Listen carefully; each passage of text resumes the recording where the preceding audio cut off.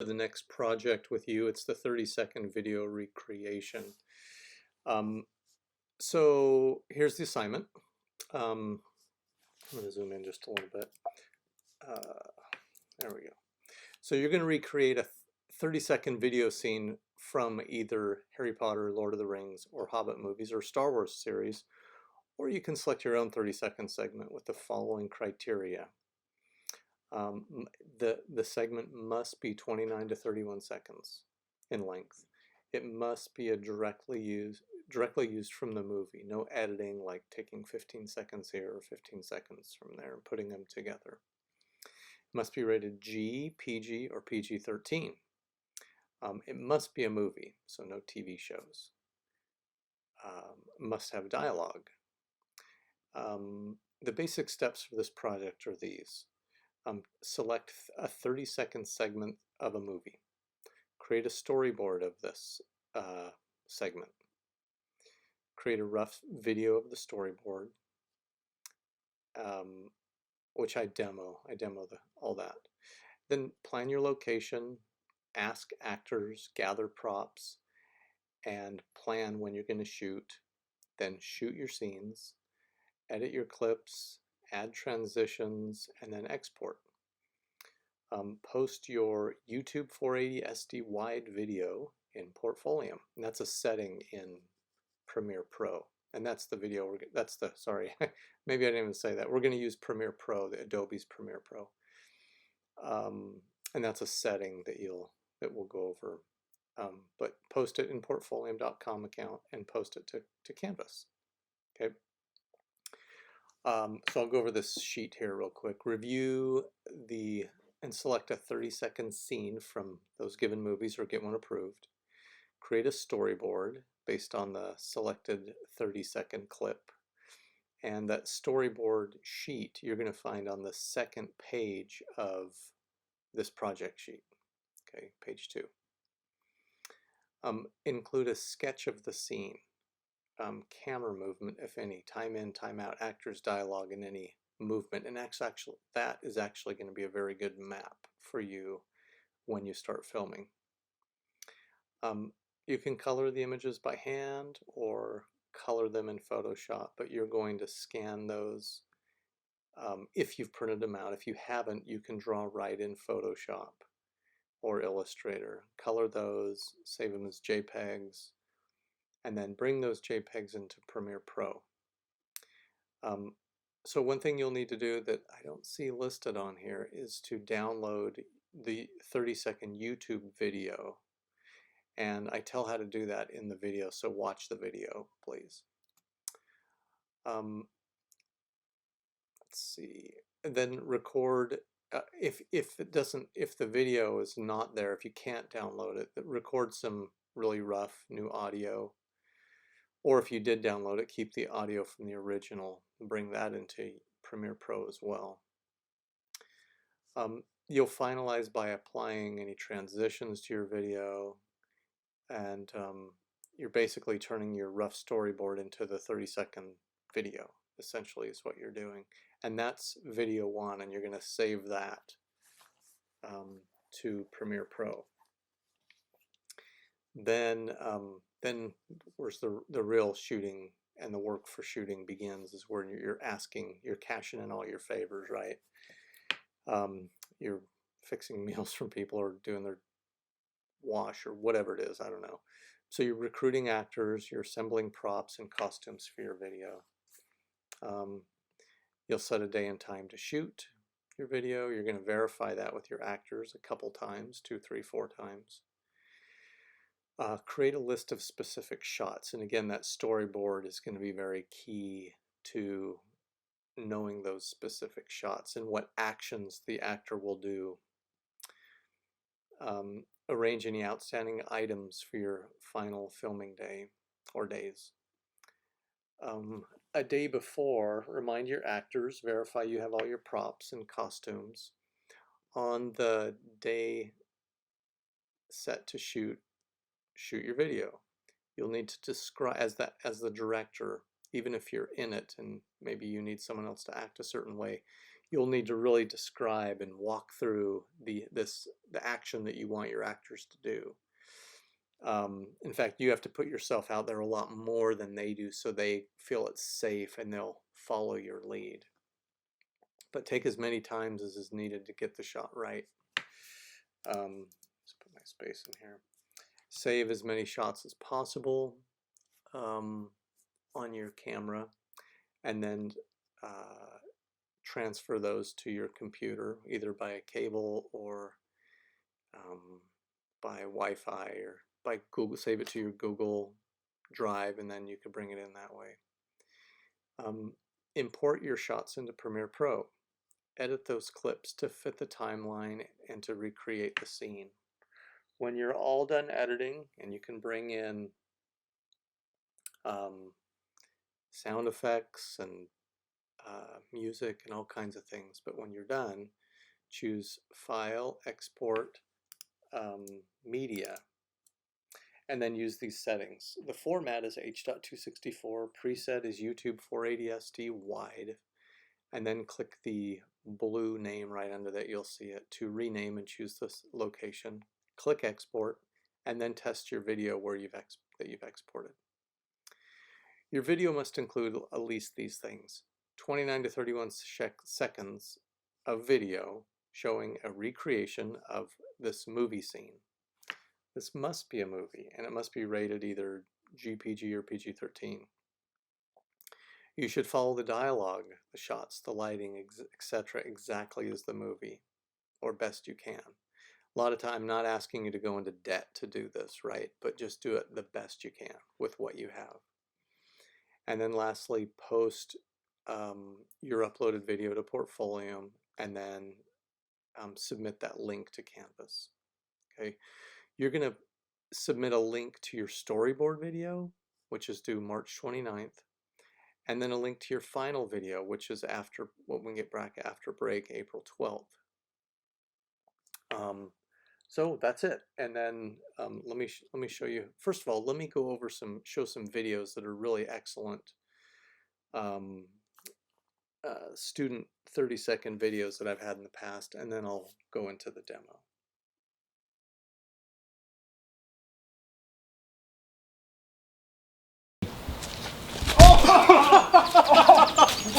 Come here, man, come here. Get a hug. We said underhand. I was trying. Time. I don't know what you're talking about. I'm warning you. Yeah! And the crowd goes wild. I'm ready. Matt, beam him. I'm going to. Dude, oh my God, that's crazy. Dude! Oh my God! Oh my God!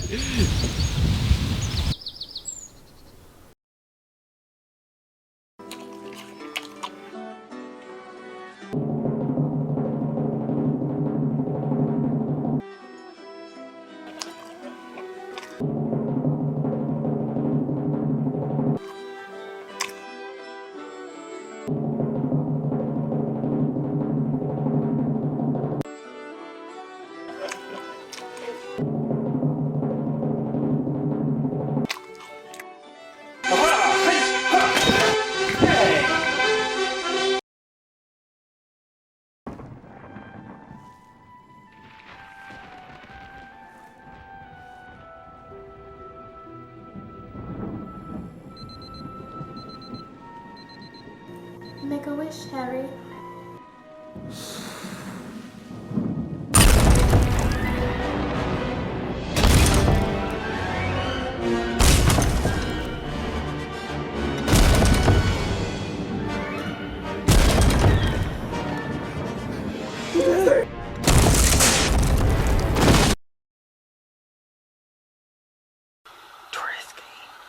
Risky. Detectives. They stole it from us. Kill them. Kill them.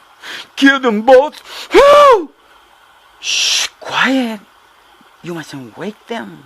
You mustn't ruin it now. But they knows. They knows. They suspect us. What's it say, my precious, my love? Smeagol. losing his nerve. Mary, we have just agreed.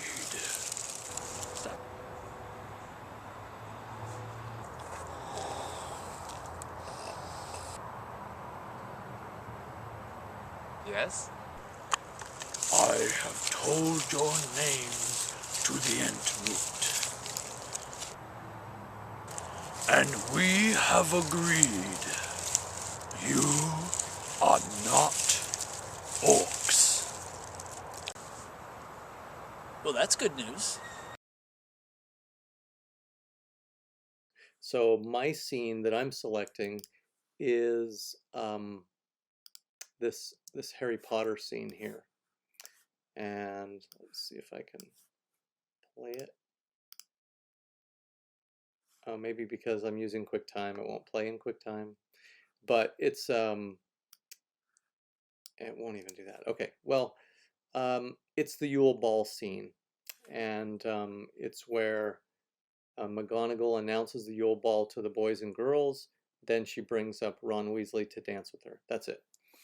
Okay, so what my next bit is to take my storyboard, to get my storyboard sheet, which looks like this. And then for every scene, for every shot, I'm going to do a little sketch of it, write a time in and a time out. I'm going to put a description and if there's any dialogue or movement going on that I need to know about. So I've done that. It looks like this. And now my next thing is I need to color this. So whether I color it in Photoshop, so I've moved over to Photoshop, I can color it in Photoshop, or I can color it in, color it by hand. Now it doesn't really matter which. Let me just give you a quick review of how to color these. I'm going to take my scanned background, unlock it, change it to multiply. Then I'm going to add layers underneath it. This is my art layer, by the way. Keep that on top. And then I'm going to color the underneath it. So let's see. I'm going to go grab a gray and then fill that in. I'll grab a darker gray. And I don't, this is not an art contest. Just do something very quick, very brief to get it down. That's good enough for me. I'm going to get some kind of a color these guys as mugs, hand, neck, maybe the hair. He has a different color hair. That's okay. So once I have all these colored, what I'm going to do is flatten the image. So I'm going to go up to the Layers palette flyout menu and choose Flatten. Okay. And it merges all of them, all the layers. Then I can copy this, Control C. Then I'll do Control N to make a new document. And then since I just copied it, it's on my clipboard. So that's exactly the size I want. I'm going to choose Create and then Paste. And I'm going to save this as a JPEG. So File, Save As. I'm going to call this Scene 1.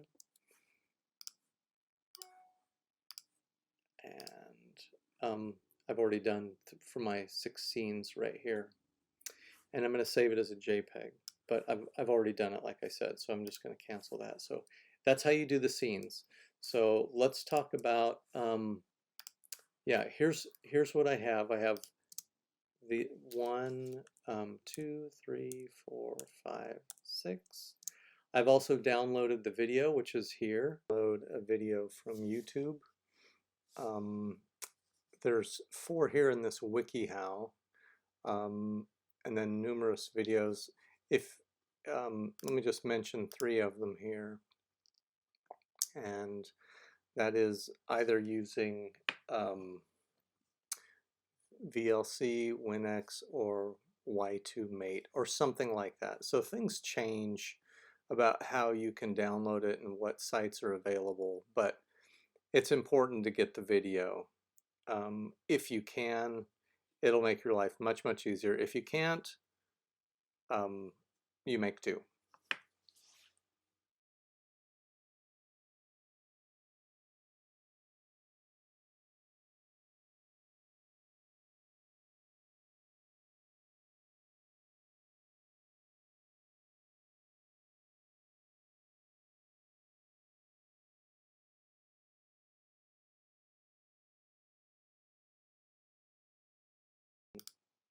Okay, so what I'll do at this point is open up Premiere Pro. Now let me explain a little bit about Premiere Pro. Mm, um, when you open it up, you're gonna, well, let me actually just open this, so just so you can see what it looks like when it's open. Let's see, while we're opening, so what I'm doing is making sure all of my pieces are in one folder, all my JPEGs, my video, and that's going to be very helpful when I navigate to Premiere Pro, within Premiere Pro. So here's what Premiere Pro looks like when I first open it up. I can do a new project or open one. Here I'm going to do a new. And for the new project, I'm just going to OK through this. I could put a title in if I wanted. Harry Potter Test. For me, that's what it is. But you can name it something a little more appropriate. I'm going to OK it. Okay, so we basically have 4 quadrants here. The top right is like a TV. This is where you view your video being played. They kind of have some playback buttons here. Play or stop. Go forward 1 frame. This is your timeline. This is where we can add the video and audio, and you'll see that when I begin adding it. Over here, there's a few, this bottom left panel can take a few tabs. So one, it's a media browser. So I can go and find my parts and pieces. And it's also an effects library, so I can find different effects and then use them in my video. Transition effects, green screen effects. The top left quadrant is really for effect control. So once you apply an effect, this is where you'll make special corrections for it. I'm in Premiere Pro, and I've gone to the media browser and I've browsed through all of my files on my hard drive to get to the folder where I have all of my assets. Here you'll see, here's my JPEGs. I also have this video that I've downloaded from YouTube. What's great about Premiere is that when it has a little .mov or .mp4, is that if I put my mouse over the video itself, I'm not pushing anything on the keyboard or mouse, but it has this scrubbing so I can see which clip this is exactly. A lot of times when we download clips from cameras, they have different names on them, so it's hard to tell. So this is a great little feature. Media browser. Okay, so here's my video. I'm going to drag it and drop it over into my timeline. Boom. So there it is. I'm going to move it all the way to 0, 0. So at the beginning. So I kind of move my window in so you can see what I'm doing. Here's my scroll bar. It's also the zoom tool for this timeline. So I'm going to move some of these around. So if I move this in, I'm grabbing this little button here and dragging to the left. I'm zooming into the timeline, and then this is still a scroll bar. So that's kind of good to find out. What I'm going to do is, this is my playhead. It tells us where exactly we are in the video, and I'm sorry this is so small. It's just, that's how big my recording space is. So I'm going to move over to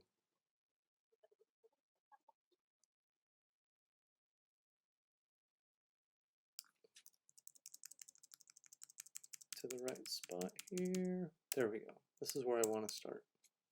Okay, so I'm going to make a clip right here, and to do that I'm going to use this tool called the razor tool. So I'll select it. It's kind of like when they actually used film to record. The editing room, they used razor blades to slice the film, and they threw the remains on the floor. So that's why this razor blade kind of makes sense. So I'm going to place that exact over the video and audio or audio, and click it when the line to the left of the razor icon lines up with my playhead. Right there. Okay, you can see it split it. Now I'm going to move the playhead to where my video will end. right here. And then I'm going to give this another click. Okay, so I've divided this into 3 with 2 clicks. Now I'm going to use my selection tool and select the area I don't want, and then click delete. And then select the area that I don't want, click delete. Now this is the small little 20 seconds that I'm going to keep. And I'll move that up to the very beginning to my 0, 0. And then I'm going to zoom in on it a little bit so it fills the width of my player. Okay, so now I could play this. Breathe. Inside every girl, a secret swan slumbers, longing to burst forth. So notice right here, that was one entire shot, and the camera panned around, got her and some of the boys, and then moved over to the girl side. And right, I'm going to put my playhead right when that transition happens.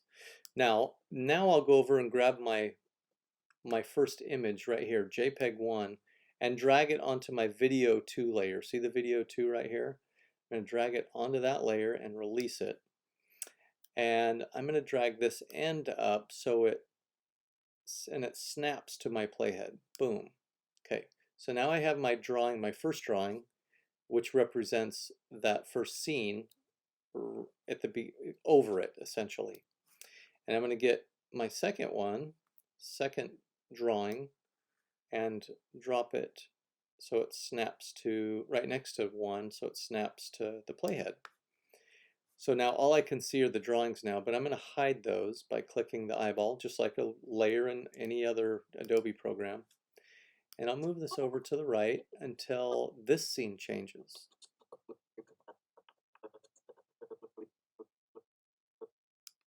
And I'm going to drag 2, because 2 ends right there, and 3 begins right here. And where 3 ends, I'm going to move my 3 so it matches the scene change, and then I'll scroll down and get my 4th JPEG and put it in place.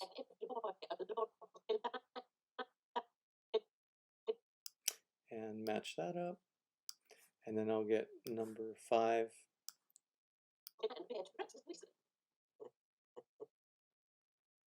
And you get the process. I'm just putting in all my JPEGs in place so they're snapping to one another. Okay, so if I were to turn this on and play the video, Longing to burst forth and take flight. you can see it switch through the different JPEGs. Now they're cut off right now. We need to address that. So I'm going to put my playhead over JPEG 1 so I can see it, and I'll select it. Then I'm going to go up to my left-hand quadrant and click Effect Controls, and then I'll click Motion. Now you can see what happened right here. It kind of got selected. Let me zoom out a bit so you can see what's going on. That's a little too far. So the box that is lit up is the size of my JPEG, and I'm just going to move that down until it fits my screen. Okay. Now I'll go to my second one, select it, click Motion, size that down. Third, select it, click Motion, size that down. But this one, I'm going to show you a special an effect here, a panning effect. So I'm going to leave that right there. Then I'll grab this one, click Motion, and size it down. Fifth, and then 6th. Okay, so now we have this rough video with the audio from the video that we downloaded. So we're very close to finishing here. Now the last little bit that I wanted to show was how to pan, and I'm going to use this example to show you how to pan. So let me zoom out a little bit on this image.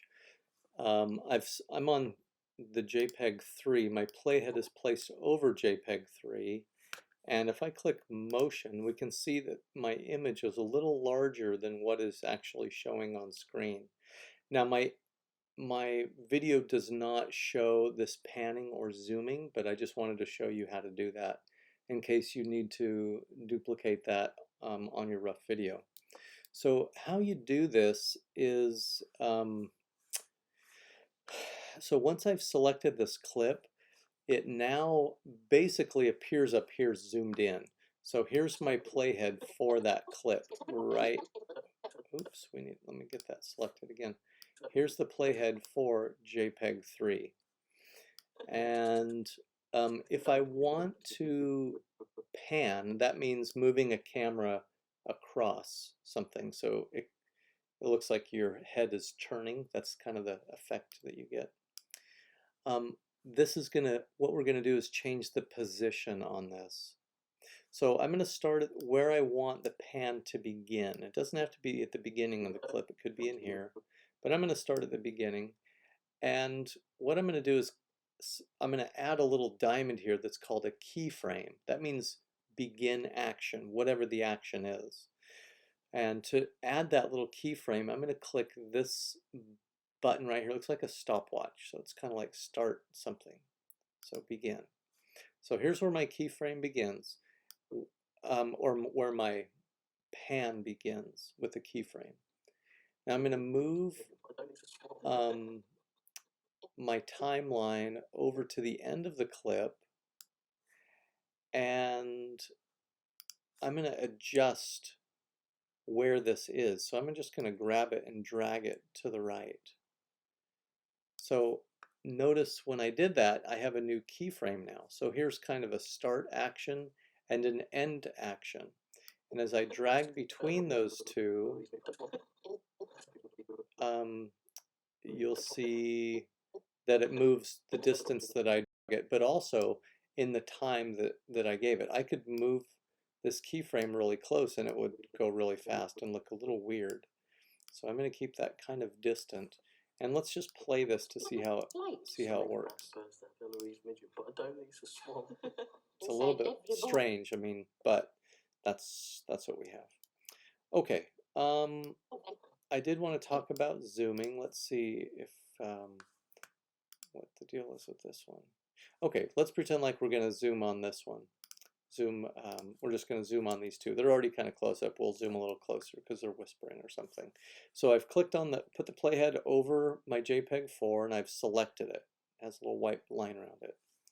Once it's selected and the playhead's over it, now all of these different effects we can control within this clip.